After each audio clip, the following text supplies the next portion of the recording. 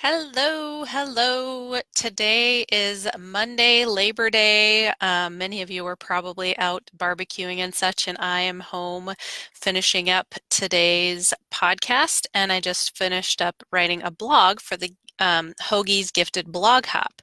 Hopefully, starting this week because tomorrow is our first official day back at school, and I'll be getting my Fridays off as well. Hopefully, this will be the last time for a while that I am recording the same day that my podcast comes out. But anyway, today I wanted to talk a little bit about perfectionism and procrastination. So I've been participating in the Hoagie's blog hops for, I just realized, going on 5 years now. 5 years ago this summer, I started blogging and I started participating in the blog hops. And today, the September theme was on perfectionism. And I hadn't had the chance to get anything done for it until today because summer craziness, all that fun stuff. But as I was thinking about what to write about on the topic of perfectionism, I thought back about a story from when I was in high school and we read the book, The Scarlet Letter. And we were supposed to write we had an assignment where we had to pick a letter that represented one of our faults or weaknesses. And I picked the letter P. And I picked the letter P for actually two things: procrastination and perfectionism. And it's so funny because at the time, my teacher, she believed the procrastination part, but she did not believe the perfectionism part because by that point, my perfectionism was kind of an all or nothing thing. And so if I couldn't do it perfectly, I would just do it, just kind of throw it out there. And so that's how, in my education, I really developed this pattern of procrastination because, as I would find out later, they are actually two sides of the same coin. So my procrastination habit actually stemmed from my own internal perfectionism because I knew that if I had all the time in the world to focus on something, I would obsess over getting it done perfectly. I actually just learned to procrastinate because if you do things at the last minute, then you have an excuse for not being perfect, right? So that is why I started to develop this procrastination. And a side factor as well is the fact that I have my own executive functioning challenges, which meant that I needed some sort of sense of urgency to get things done. So that's the other reason why I developed the procrastination habit. So as I was looking through the last 5 years since I started blogging, my perfectionism, I really had to relook at that because over the years, when I was in school, my procrastination would get to the point where, like, I would, no matter how long or how advanced I prepared, I would always stay up until 4 a.m. the next in the morning before I had a big assignment due. And no matter how much I planned or prepared, somehow it was always 4 a.m. no matter what. I had it timed perfectly. And so over the years, I still tend to do things last minute, but I have started to develop more strategies and really figure out how long it takes me to do these things so that I can better estimate when I get it done and not be pushing it by pulling all-nighters. So a couple of things that I've learned since I've been blogging. One of the things that's really intimidating about blogging for especially the gifted blog hops and an audience that is primarily gifted outside the box thinkers is that they also tend to be perfectionists. And so in the beginning, I was really apprehensive about blogging for a gifted audience because I was really afraid that they would be criticizing my lack of grammar knowledge because I never actually had a former grammar lesson through my Spanish immersion program, and also the fact that I tend to miss details because with my executive functioning challenges, I tend to miss those details. But what I found out is that really people the feedback has been overwhelmingly positive over the years. So a couple of things I learned, and I wrote a post on this you can read on my blog, is that first of all, procrastination is not a bad thing if you learn how to harness it. So if you know yourself and you know that you need some sort of urgency to get things done, that is okay.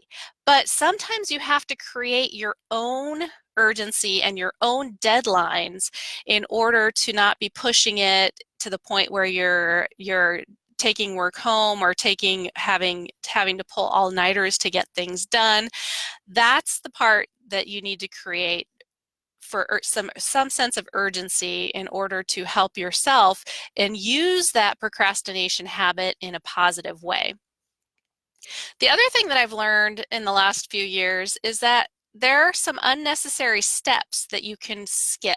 So when I look at my podcast and I look at recording the course lessons that I've done in the past, I would spend hours recording and re-recording myself and second guessing myself and starting over again.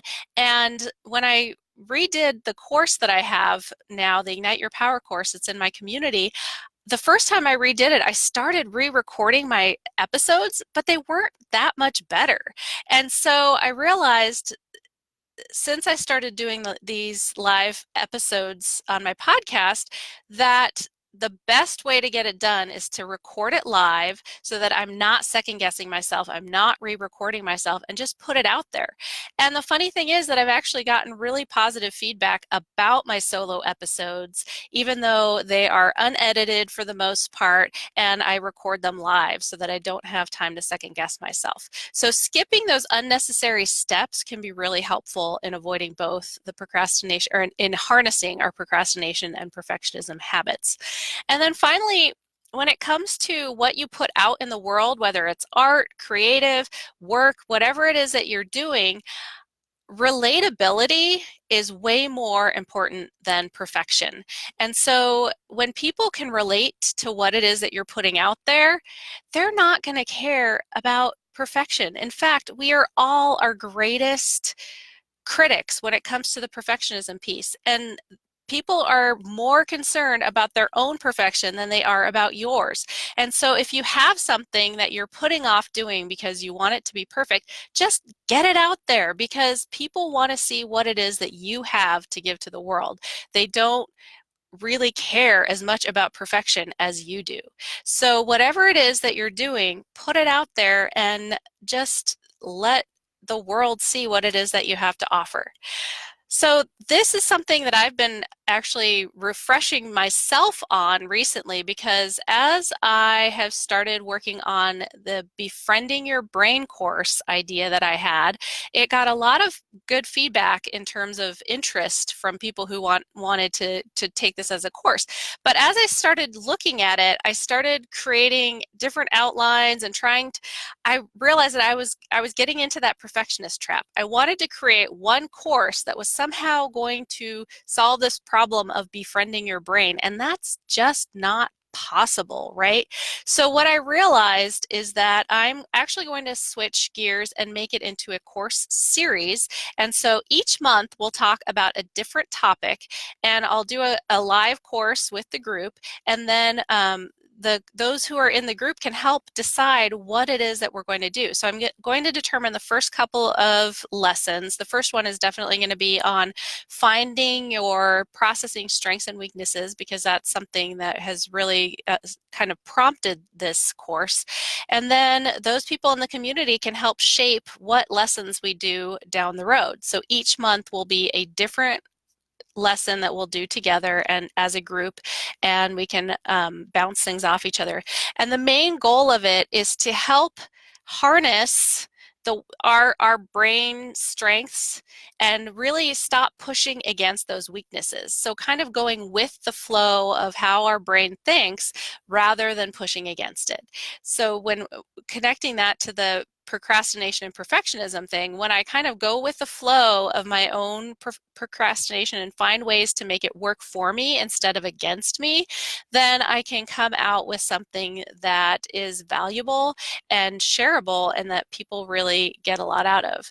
And the same can be for you if you start to work with your strengths instead of pushing up against them. So keep your eye out. I will be sharing more information, and my goal is to launch that for October. And have a great week. Bye-bye.